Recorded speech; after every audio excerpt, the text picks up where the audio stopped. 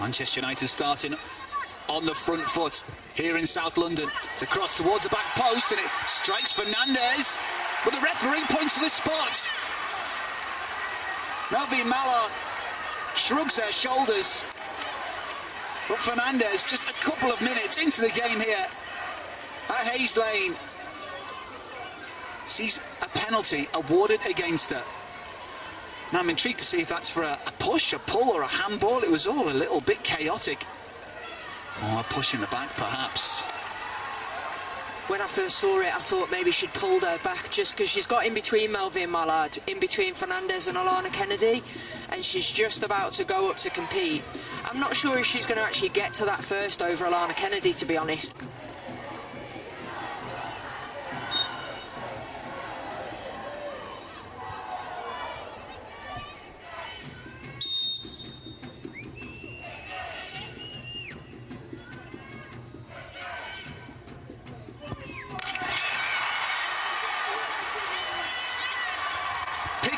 Where they left off last weekend in the WSL, and it's Tissier who gives the away side the lead here at Hayes Lane, and that travelling support are on their feet for the big number 4 for Manchester United.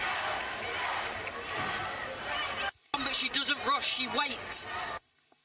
As confident as you like from the spot from Tissier.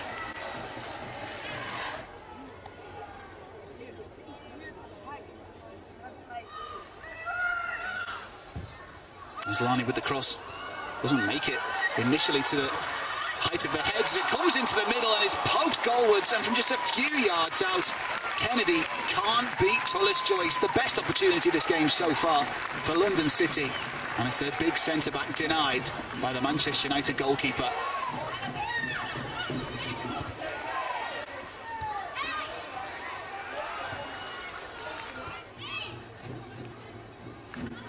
Close from that set piece a few minutes ago. What can they do with this corner?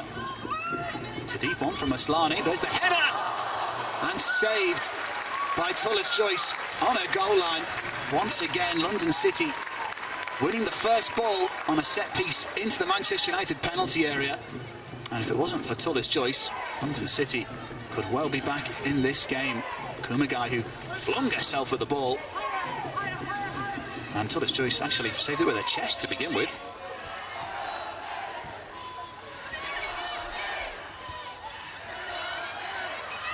This is good in the middle, though, from Park and Toon. And now Malard dancing her way around the London City defenders, and it's a foul right on the edge of the penalty area. Saki Kumagai protests with the referee, but Malard down with what looks like a knock to the shoulder, but fancy footwork in front of the London City back line there, causing them plenty of bother. Yeah, look, I mean, I don't think this is a foul. It's just basically, it's side to side. The players are shoulder to shoulder when Malard's trying to go past. Kumagai is basically just doing her job. So I think it's a soft foul on the edge of the box, to be honest. Bit too quick to jump to a decision.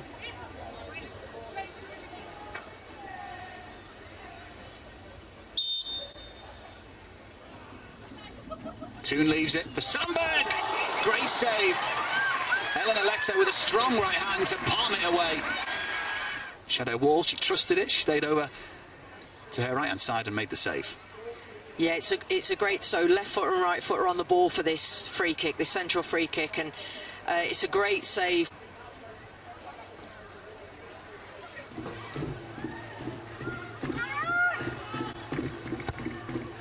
Aslani's cross into the near post this time. There's the header, and it's straight into the hands of Tullis-Joyce once again.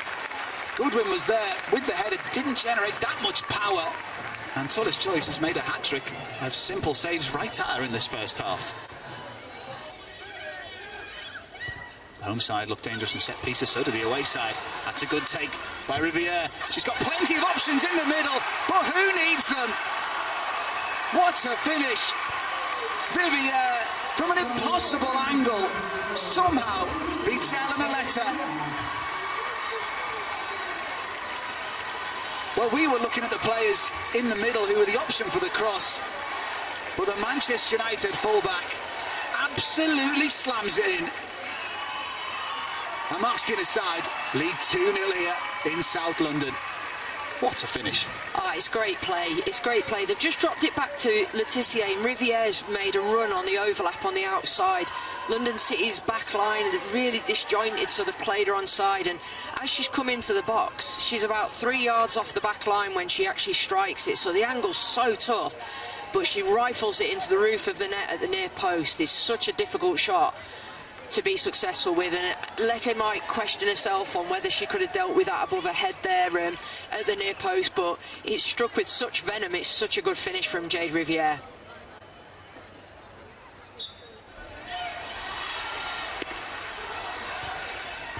Manchester United are looking dangerous once again.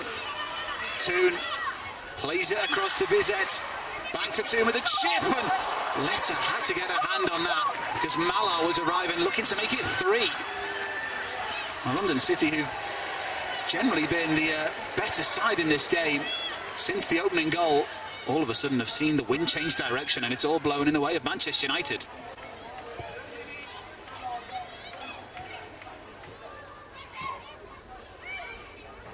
London City not getting out particularly quick. Here's Tissier. Here's Zawa. To Jess Park. It might open up here for Park. She instead plays it through for Malard, who sweeps it in for 3. A minute and a half on the clock in this second half. And Manchester United find a third. And it's Malard who continues where she left off against Leicester City last week. 3-0 down. And another goal conceded by London City Lionesses. 3-0, Manchester United lead. If you just look at the run from Jess Park there, just going on the blind side of Isabel Goodwin, and then obviously as this is released, it's an offside, isn't it, for Malard there, but wasn't evident from the first camera angle at all, but certainly on that second one you can see she's definitely gone too early. It's a good finish though when she gets through. I mean, she takes it really well on the opposite side of Lete.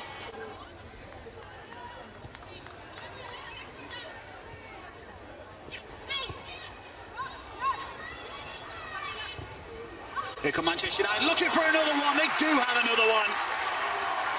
Sandberg down the left. And from a few yards out, Melvine Malard gets another. 2 goals in 2 minutes for Melvine Malard. She's at it again in the WSL. 4 goals on the opening 2 games of the season. But the overlapping run here by Sandberg is brilliant. She gets there just in time, and there is no one, absolutely no one, picking up Malard. Kumagai sucked in. Imran didn't track her in. And Manchester United punished the newly promoted side. 4-0 they lead now.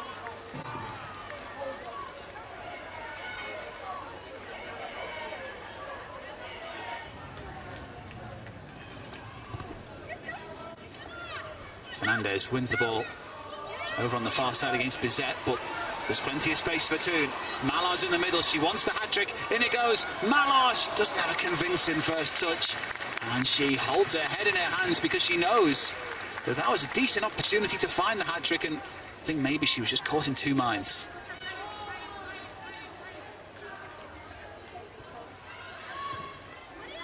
How much concern do you think that Jocelyn Pracheur will have after these opening 2 games? Of course, he's played very tough teams to European teams, and there's a lot of new players to break in. Actually, we'll come back to that in a minute, because here come London City. Plenty of shots in the middle. One of them is Parris, and it's a brilliant header. Nikita Parris gets the first goal at Hayes Lane in the WSL for the London City Lionesses, and they may be behind. They may well not win this game, but it's a moment of history made by Nikita Parris, and it was a committed header in the penalty area.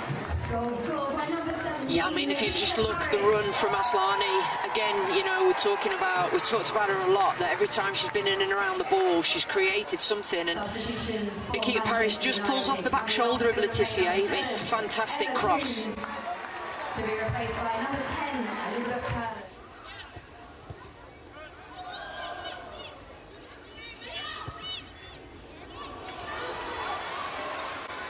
Here come Manchester United looking for a 5th. Park away from Kumagai. Wonderful footwork and a wonderful finish to seal the deal here in South London. Jess Park, super effective from outside the penalty area. Manchester United have their 4-goal cushion again, and it's Jess Park who pops up and seals the win with her first goal of the season for Manchester United. She was looking for support, but she didn't need it in the end. London City Lionesses 1, Manchester United 5.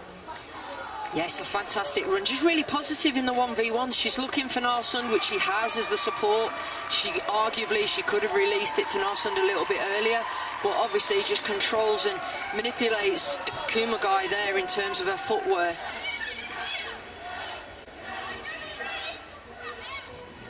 Narsund against Francie. Francie finds a way through. Good win. Makes an angle and did that cross the line. The referee says no, and somehow the rebound isn't turned in either. Close for Goodwin, but not close enough. It'll be interesting, this one. It's so tight. Oh, it's right on the line, right on the line.